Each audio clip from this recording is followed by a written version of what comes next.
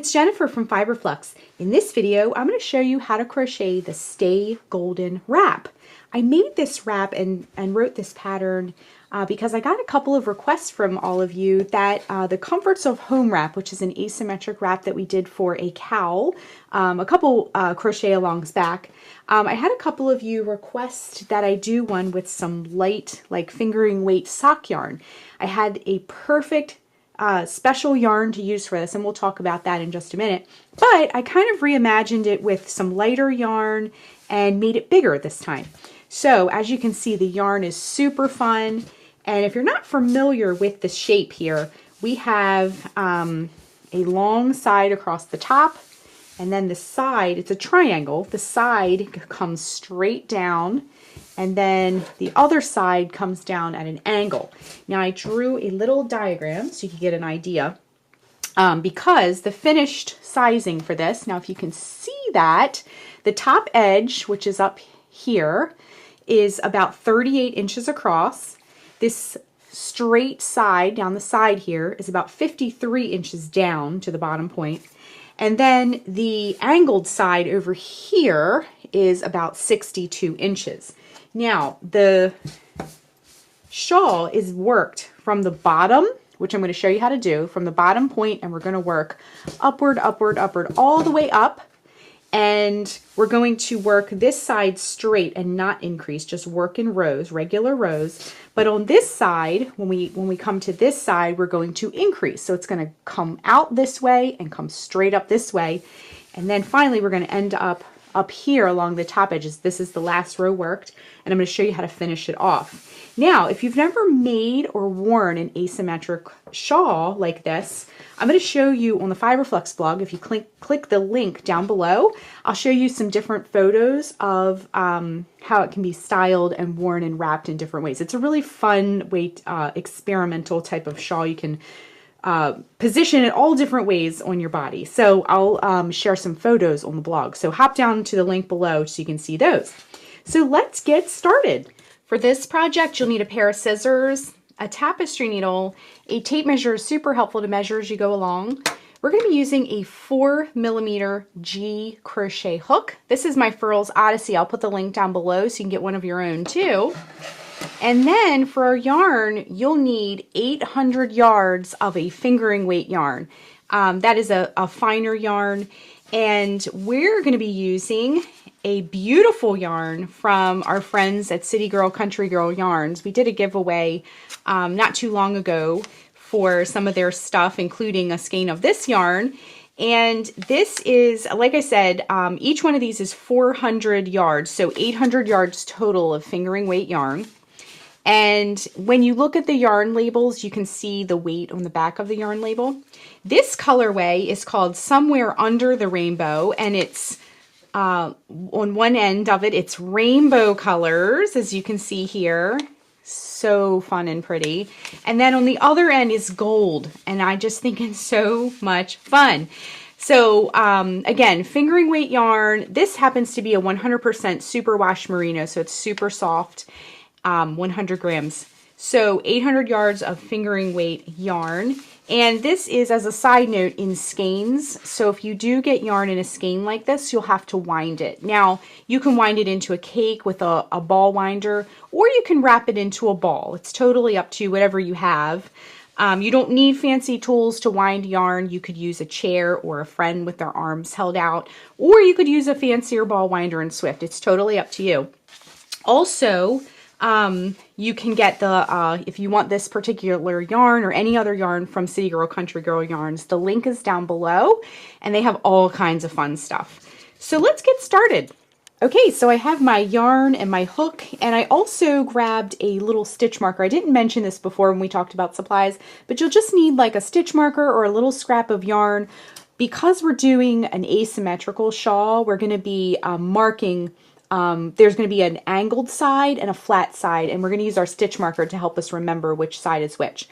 So what we can do too is the yarn that I showed you earlier was wrapped into a skein. You'll need to wind that either into a ball or into a cake like I did. All right, so I'm going to just slide my stitch marker over, and we're going to zoom way in so you can see what I'm doing here.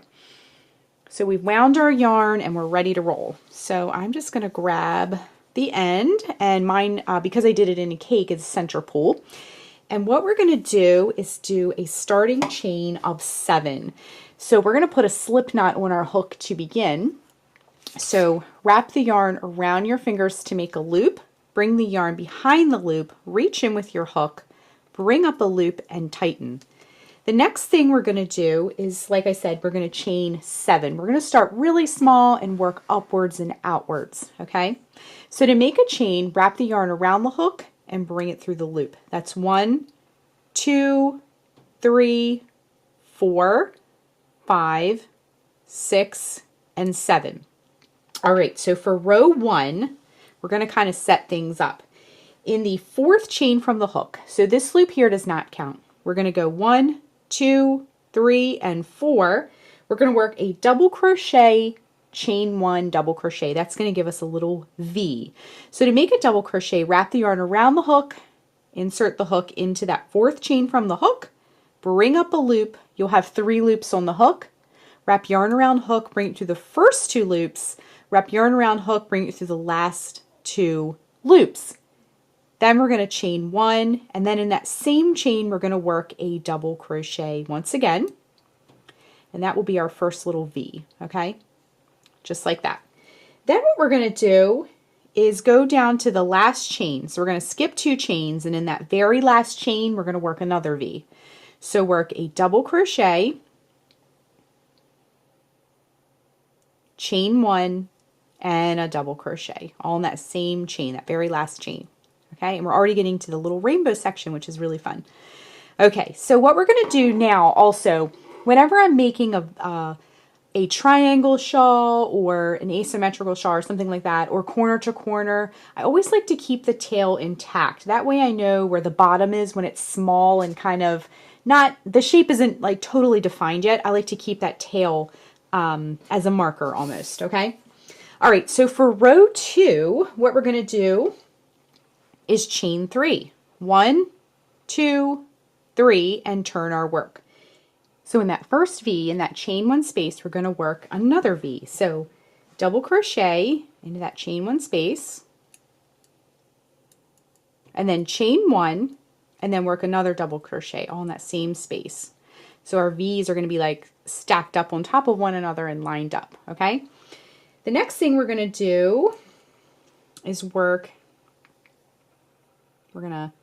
it's folded in, we're going to work a V into the next V. So you're going to just do this in every V across. So as it gets bigger, there'll be more V's to work into.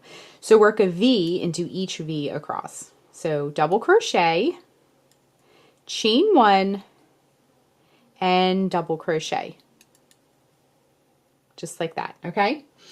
Then what we're going to do in this turning chain space, so right here at the end here, you might have to open it up a little bit. In that turning chain space, we're also going to work a V, and that's what's going to give us one side having an angle, okay?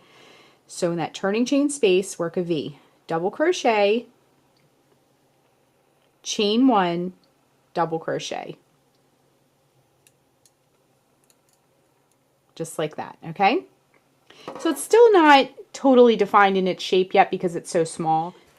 Okay, so before we move on to row 3, I like to put a stitch marker at the end of row 2, that last V we worked in row 2, just because I like to mark which side I'm increasing on. So we're going to be increasing on one side, and then when we work row 3, we're not, to create that straight side.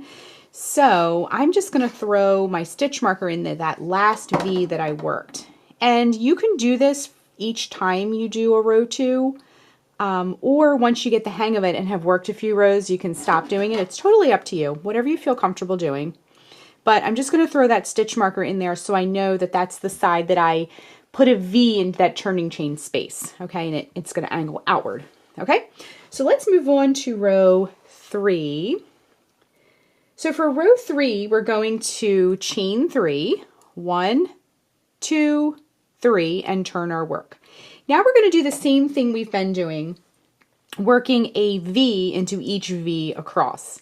So double crochet, chain 1, double crochet into that first V,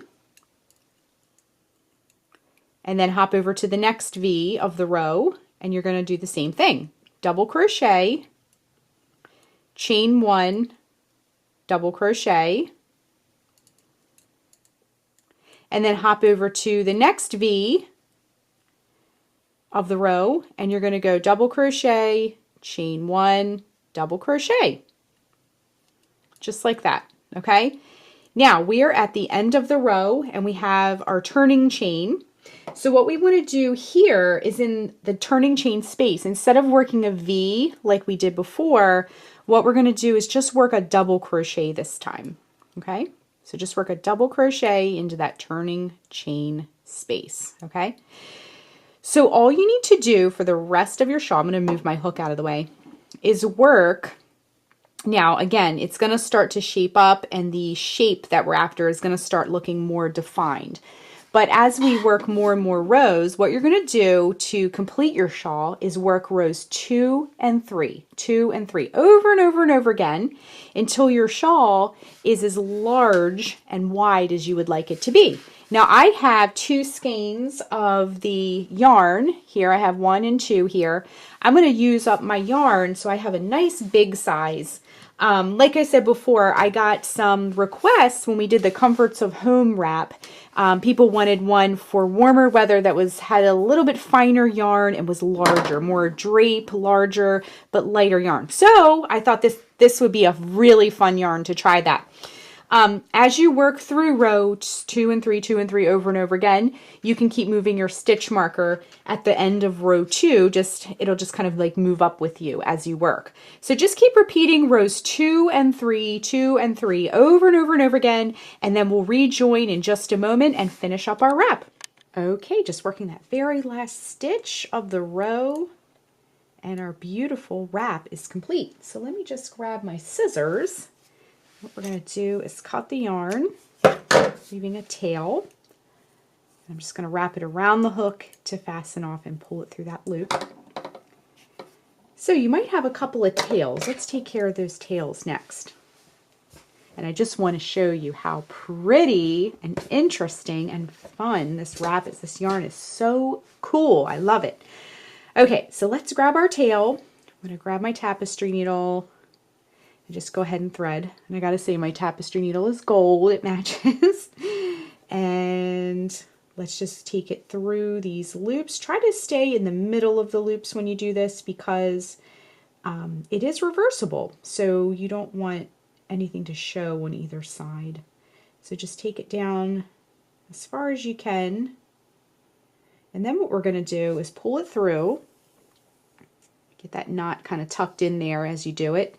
And then let's bring it back in the other direction to kind of lock that tail into place. And you can kind of go through a different part or a different little section if you like, if you don't want to create any bulk. And then I'm just going to pull that through. And let's give it a little snip with our scissors and the tail is gone. So let's open this up. Now, if you have any other tails, go ahead and weave those in now because you may have had one where you joined the new ball of yarn or where you began. But here is our lovely wrap, and it looks so cute, and let me get it going the right way here. As you can see, one side is straight and one side angles outward, okay? So if you've never made or worn an asymmetrical wrap, there is different ways to style it. If you hop on over to the blog, and I'll show you different ways to do that if you want to figure out some different ways to wrap it, or you can experiment on yourself. So I hope you enjoyed this project. It's so squishy and fun and light, and the colors are just so interesting, and it'll be a wonderful addition or also make a lovely gift. So that is how you crochet the Stay Golden wrap. Thanks so much for watching, and be sure and click the subscribe button to get all the latest Fiber Flux video updates. Thanks again.